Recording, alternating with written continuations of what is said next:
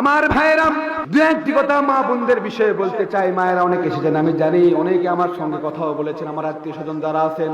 আমার একটাই কথা হলো, আপনাকে পর্দা করতে হবে, পর্দার কোনো বিকল্প নাই। আপনার শরীরটা আর একজন পুরুষ দেখবে, এটা গুনাহ হয়ে যাবে। একটি কথা আপনাদের বলতে চাই, আমার আপনার নবী জনাব মুহাম্মদ রাসূলুল্লাহ সাল্লাল্লাহু আলাইহি সাল্লাম কোনো একদিন কোনো সাহাবার বাসায় যাবেন, দুপুর বেলা, কোন বেলা, দ্বিপ্রহরের প্রচন্ড গরম, পানির পিপাসা লেগেছে। আমার রাসূল বললেন, চলো এই সাহাবার বাসায় চলে যাই। কিন্তু যারা ছয় আমার রাসূল হাস্যজ্জ্ব চেহারা নিয়ে হাসতে হাসতে সেই বাসার মধ্যে চলে গেলেন। কিন্তু হঠাৎ করে বাসার মধ্যে যাওয়ার পরে রাসূলের চেহারাটা ফ্যাকাশা হয়ে গেলেন। ডাক দিয়ে বললেন, রাসূলুল্লাহ হুজুর, আপনি হাসতে হাসতে আমাদের বাড়ির ভিতরে আসলেন, বাসার মধ্যে আসলেন, আপনার চেহারা ফ্যাকাশা হয়ে গেল। এবার ডাক দিয়ে বললেন, তুমি জানো না তুমি তোমার যুবতী মেয়ের সঙ্গে গল্প করছো, তোমরা মাত্র 2 জন, আর আমি রাসূল দেখতে পেলাম তোমাদের মধ্যে আছে 3 জন। কয়জন? তুমি আর তোমার মেয়ে গল্প করছো, খেয়াল করবেন, বাপ আর মেয়ে গল্প করছে, বাপ আর মেয়ে, ছোট মেয়ে, তোমরা 2 জন গল্প করছো। রাসূল বলছেন, তোমরা 2 জন গল্প করছো, কেবল মাত্র তোমার মেয়ে আর তুমি গল্প করছো, তুমি বাবার মেয়ে, তোমরা 2 জন গল্প করছো। কিন্তু আমি রাসূল আমার চোখ দিয়ে দেখলাম তোমরা 3 জন। কয়জন? বুঝতে বাকি রইলেন না, বুঝতে আর বাকি রইলাম না। রাসূল বললেন, তোমরা গল্প করছো, তোমাদের সামনে শয়তান, শয়তান কখন যে অসওয়া দিবে, চরিত্র নষ্ট হয়ে যাবে। সুতরাং যদি একটা বাবা সন্তানের সঙ্গে কথা বলতে না পারে একা, তাহলে আপনি পরপুরুষের সঙ্গে কেন কথা বলবেন? আমার মায়েরা, কথা বলেন ঠিক কিনা? আমার ভাই, এটা আপনাকে খেয়াল রাখতে হবে, যুবক খেয়াল রাখতে হবে। আজকে যুবকেরা তো এমন পর্যায়ে চলে গেছে, এমন পর্যায়ে চলে গেছে, বাবা মার কথাও শোনে না। খবরদার, নোংরামো করা যাবে না, 5 ওয়াক্ত নামাজ জামাতে পড়তে হবে। আমার মায়েরা, আপনাদের দৃষ্টি আকর্ষণ করে বলছি, আমার আপনার দুনিয়া কিছুই নয়, দুনিয়া থেকে বিদায় হয়ে যাবে। আমার আপনার নবী জনাব মুহাম্মদ রাসূলুল্লাহ সাল্লাল্লাহু আলাইহি সাল্লাম 1 দিন নয়, 2 দিন নয়, হযরত খাদিজাতুল কুবরার সঙ্গে পয়েন্টে কথাগুলো বলছে, বোঝার চেষ্টা করবে, সময় বড় সংকীর্ণ। আমার আপনার নবী জনাব মুহাম্মদ রাসূলুল্লাহ সাল্লাল্লাহু আলাইহি সাল্লাম কেবল মাত্র 1 দিন নয়, 2 দিন নয়, 90 দিন কারাগারের মধ্যে কথা বলেন, 90 দিন কারাগারের মধ্যে, 1 জন নয়, 2 জন নয়, 1422 জন সাহাবানে। কয়জন? 1422 জন সাহাবানে। আর একজন মহিলা, নাম হলো হযরতে উম্মাতুল খাদিজাতুল কুবরা। বলুন আল্লাহু আকবার, লিল্লাহি তাকবীর। অনেক কথা। খাদিজা মরণাপন্ন হয়ে গেলেন, খাদিজা মরণাপন্ন হয়ে গেলেন। ডাক দিয়ে বলে, রাসূলুল্লাহ হুজুর, আমরা জেল থেকে ছাড়া পেয়ে গেলাম, মেহেরবানি করে আমার 3টা চাওয়া আপনার কাছে। রাসূল বললেন, দ্রুত বলো, কি 3টা চাওয়া? আমার মায়ের একটু খেয়াল দিবেন মা। হযরত খাদিজাতুল কুবরা ডাক দিয়ে বলে, আমার প্রাণের স্বামী, আমার রাসূল, আমার জীবন দশা ইসলাম আন্দোলনের জন্য, কালেমার জন্য লক্ষ লক্ষ টাকা, হীরা মানিক মুক্তা আপনাকে দিয়েছি। আমি কোনোদিন কোনো জিনিস চাই নাই, কোনো সোনো চাই নাই, লিবিটি চাই না, আলতা চাই নাই, কিচ্ছু আমি চাই নাই। কেবলমাত্র আমি খাদিজা, আমার মনটাকে বলে মালাকুল মউত আমাকে গ্রেফতার করবে, আমাকে মনে হয় কিছুক্ষণের মধ্যে কবরের বাসিন্দা হতে হবে। আল্লাহু আকবার। রাসূল বললেন, ওরে আমার কলিজার টুকরা স্ত্রী, দ্রুত বলেন। ডাক দিয়ে বলে, আমার প্রথম নম্বর চাওয়াটা হলো, আমি যখন দুনিয়ার থেকে বিদায় হয়ে যাব, আমার যখন ধর্ষণ করা হবে, মাত্র কয়েকজন লোক যেন আমার ধর্ষণ করে, কয়েকজন লোক। আর আমার ধর্ষণ যখন করা হবে, আপনি আমার ধর্ষণ করবেন, পৃথিবীর কোন মানুষ যেন আমার লাভ ধর্ষণ করতে না পারে। বলুন আল্লাহু আকবার। আজকে আপনি শপথ নেবেন, আজ থেকে আপনি শপথ নেবেন, 5 ওয়াক্ত নামাজ পড়বো, জিকির করবো, রাখবো, সত্যের উপরে চলো। আর আমার বিবি আগে মারা গেলে আমার বিবির লাশ আমি নিজে ধর্ষণ করব। বলুন না সুবহানাল্লাহ, লিল্লাহি তাকবীর। আপনার বিবিও যেন শপথ নাই, আপনি শপথ নেবেন। আপনি তো মানুষ তৈরি করার কারিগর, আপনি তো মা, আপনার স্বামীকে আপনি ঠিক করায় নেবেন।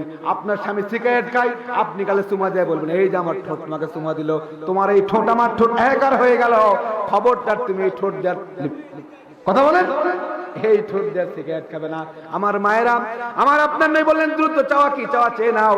বলে, আমার যখন জানাজা হয়ে যাবে, আমার কাপড়ের সঙ্গে তোমার সুন্নতি রুমালটা একটু পাছায়া দিবেন। বলুন আলহামদুলিল্লাহ। 3 নম্বর চাওয়াটা কি? ডাক দিয়ে বলেন, দ্রুত করে বলো, দ্রুত করে বলো, মালাকুল মউত তখন আসছে আমি জানি না। তার মানে এখান থেকে বোঝা যায় যে রাসূল কিন্তু গায়েব জানতেন না। কথা বলেন ঠিক কি না? আমার দেশের কিছু পীর, আমার দেশের কিছু আলিম, আমার দেশের কিছু অশ্লীলতার লোক আছে, তারা মনে করে নবী হাজার নাদের, নাউযুবিল্লাহ, ওলি হাজার নাদের।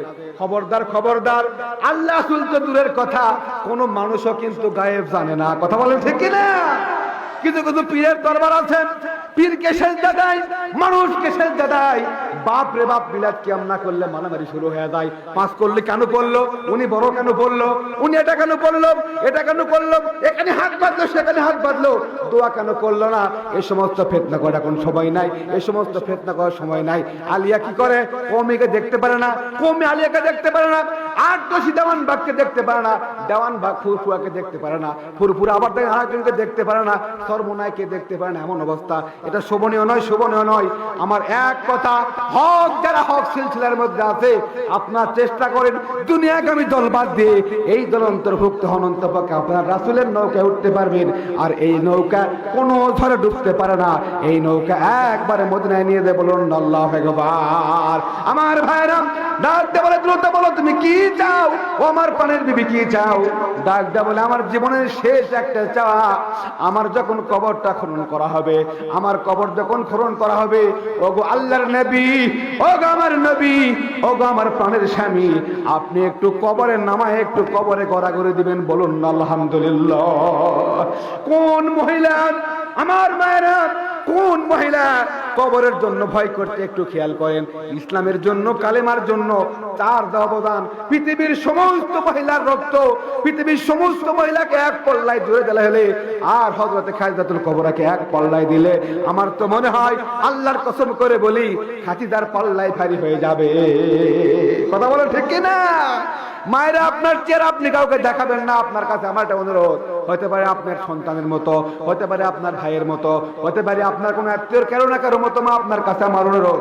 এবার ডাক দে বলে প্রাণের স্ত্রী, দ্রুত বলো তোমার শেষ চাওয়াটা কি?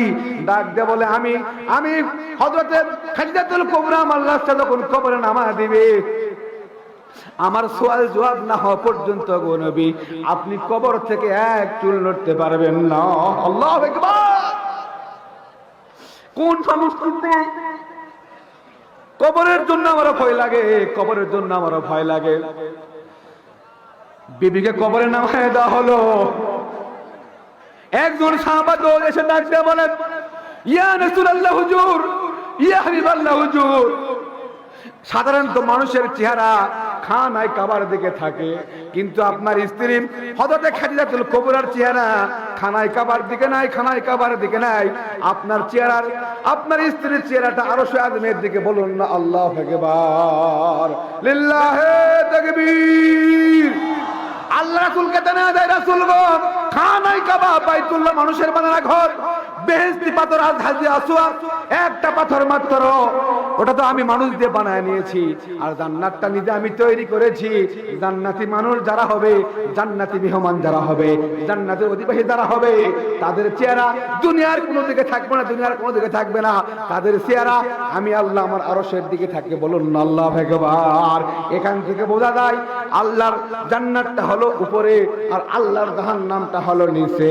কথা বললেন ঠিক কি না? জান্নাত থেকে যাবি তোরা, আইরে ছুটে আয়, নামাজ পড়ম জিকির কর, আল্লাহর দুনিয়ায়, আল্লাহর দুনিয়ায়, লিল্লাহি তাকবীর।